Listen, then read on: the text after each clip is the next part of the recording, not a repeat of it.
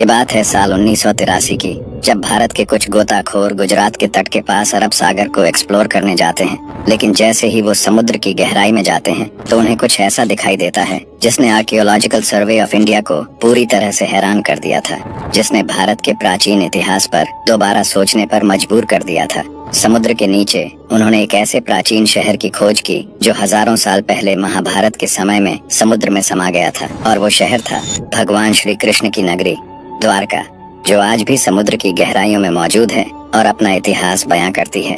भगवान श्री कृष्ण की द्वारका नगरी एक ऐसी भव्य नगरी थी जिसे भगवान श्री कृष्ण ने 12 योजन भूमि पर बसाया था, जहां बड़ी बड़ी मूर्तियां और बड़े बड़े महल थे।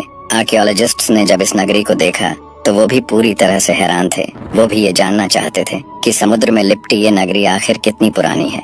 इसी का पता लगाने के लिए उनकी कार्बन डेटिंग की गई, जहां पता चला कि ये नगरी महाभारत के समय की है, जो हजारों साल पहले बाढ़ के कारण डूब गई थी। और ये वही नगरी है जिसका जिक्र महाभारत में भी मिलता है, यानी श्री कृष्ण की नगरी द्वारका।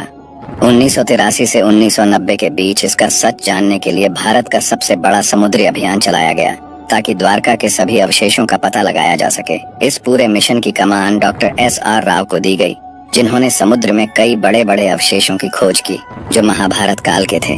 समुद्र के अंदर द्वारका इस तरह से मौजूद थी जहां बड़ी बड़ी दीवारें, बड़े बड़े महल, मिट्टी के बर्तन और मूर्तियां मौजूद थीं। इसे देखकर ऐसा लग रहा था कि मानो ये पूरा का पूरा शहर एक ही रात में समुद्र में समा गया था। महाभारत में श्री कृष्ण की नगरी द्वारका का जो समय बताया गया है, रिसर्च के बाद इस शहर के अवशेष भी ठीक उतना ही समय बताते हैं। लेकिन अब आप भी सोच रहे होंगे कि आखिर इतनी बड़ी नगरी सिर्फ एक रात में कैसे डूब सकती है। दरअसल वैज्ञानिकों के अनुसार लगभग 3500 साल पहले पूरी दुनिया में समुद्र में पानी का स्तर इतना बढ़ गया था कि उस समय समुद्र तट पर मौजूद सभी प्राचीन शहर, जिसमें द्वारका भी शामिल था, समुद्र में डूब गए थे, जिसे इतिहास में ग्रेट फ्लड के नाम से जाना जाता है। लेकिन सबसे हैरानी की बात तो ये है कि इस भयानक बाढ़, इस भयानक प्रलय का जिक्र सिर्फ प्राचीन हिंदू ग्रंथों में ही नहीं, बल्कि इस भयानक बाढ़ का जिक्र प्राचीन ग्रीस, प्राचीन मिस्र और दुनिया के कई प्राचीन ग्रंथों में मौजूद है। लेकिन प्राचीन हिंदू ग्रंथों में इसके बारे में पूरे विस्तार से बताया गया है। इन ग्रंथों के अनुसार जब महाभारत का युद्ध हुआ तो उसमें कौरवों के पूरे वंश का अंत हो गया, जिसका कारण गांधारी ने भगवान श्री कृष्ण को ठहराया और कहा कि श्री कृष्ण ने धोखे से महाभारत के इस युद्ध में कौरवों का अंत किया है, जिससे गांधारी ने भगवान श्री कृष्ण को ये श्राप दिया और कहा कि जिस तरह तुमने मेरे वंश का अंत कर दिया, ठीक उसी तरह तुम्हारा यादव वंश भी पूरी तरह से खत्म हो जाएगा। दोस्तों, बड़े बड़े इतिहासकारों और विद्वानों के कथनों से ये मालूम होता है कि भले ही कई सालों से द्वारका नगरी को काल्पनिक नगर कहा गया है, लेकिन इसके बाद भी इसकी खोज की प्रक्रिया जारी रही थी। 1960 में जब रिसर्च के दौरान समुद्र तट के पास द्वारका शहर में खुदाई जारी थी, तभी वहाँ एक प्राचीन मंदिर के अवशेष मिले और रिसर्च में पता चला कि ये मंदिर भगवान विष्णु को समर्पित था। इस रिसर्च के दौरान कई ऐसी चीजें मिली जो काफी प्राचीन थी। इस खोज ने पूरी दुनिया में एक बार फिर से द्वारका नगरी के होने पर सवाल खड़े किए, जिसने आर्कियोलॉजिस्ट्स को भी दोबारा रिसर्च करने पर मजबूर कर दिया। आगे चलकर 2005 में एक बार फिर से कुछ आर्कियोलॉजिस्ट को समुद्र में भेजा गया। लगभग 2 साल तक चली इस रिसर्च में आर्कियोलॉजिस्ट को समुद्र में डूबी द्वारका के कई अवशेष मिले, जिसने ये साबित किया कि द्वारका सिर्फ एक काल्पनिक नगर नहीं था, बल्कि ये हजारों साल पहले अस्तित्व में था। दोस्तों, काल्पनिक कहे जाने वाली द्वारका नगरी अब काल्पनिक नहीं रही थी, क्योंकि ये अब एक वास्तविक इतिहास बन चुकी थी। इसके सबूतों के तौर पर समुद्र में मिले मंदिरों के कई अवशेष आज भी आर्कियोलॉजिस्ट के पास हैं। बता दें कि 1989 में रिसर्च के दौरान कई बड़े बड़े पत्थर पाए गए थे, जिन पर कई तरह की नक्काशियां भी की गई थीं, और ये सभी पत्थर इंसानों द्वारा तराशे गए थे, जो प्राचीन काल में बड़ी बड़ी दीवारों के अवशेष थे।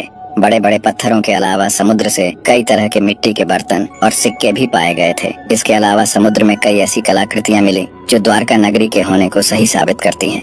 दोस्तों, इसी रिसर्च के दौरान समुद्र के नीचे इन अवशेषों के अलावा आर्कियोलॉजिस्ट को एक खंडर भी मिला, जिसे समुद्र के तेज बहाव ने नष्ट कर दिया था। इसमें कोई शक नहीं है कि द्वारका में कई द्वार थे, जिसकी वजह से ही इसका नाम द्वारका पड़ा। इस नगर के चारों ओर कई बड़ी और लंबी दीवारें थीं, जिनका प्रमाण आर्कियोलॉजिस्ट को समुद्र के नीचे मिला, क्योंकि उनका मानना था कि समुद्र में मिले बड़े बड़े पत्थर किसी बड़ी दीवार के अवशेष हैं, जिन पर चूने के भी शाख से मिले। दोस्तों, जिस स्थान से भगवान श्री कृष्ण की द्वारका नगरी जलमग्न हो गई थी, आज उसी स्थान के पास जो शहर बसा है उसे भी द्वारका कहा जाता है। आज ये द्वारका भगवान श्री कृष्ण के परम धामों में से एक है। आज की ये द्वारका, वृंदावन, मथुरा और पुरी के साथ काफी महत्वपूर्ण स्थलों में से एक है। इन सभी शहरों का जिक्र भगवान श्री कृष्ण की पूरी जीवनी में मिलता है। इसके अलावा पूरे भारत में ऐसे कई शहर हैं जो श्री कृष्ण से संबंध रखते हैं। दोस्तों, महाभारत में जिस द्वारका का जिक्र किया गया है, उसी द्वारका को सच साबित करने के लिए कई शताब्दियों से कई इतिहासकार अपना पूरा प्रयास कर रहे हैं। समुद्र से मिले द्वारका के अवशेषों पर आज भी रिसर्च जारी है।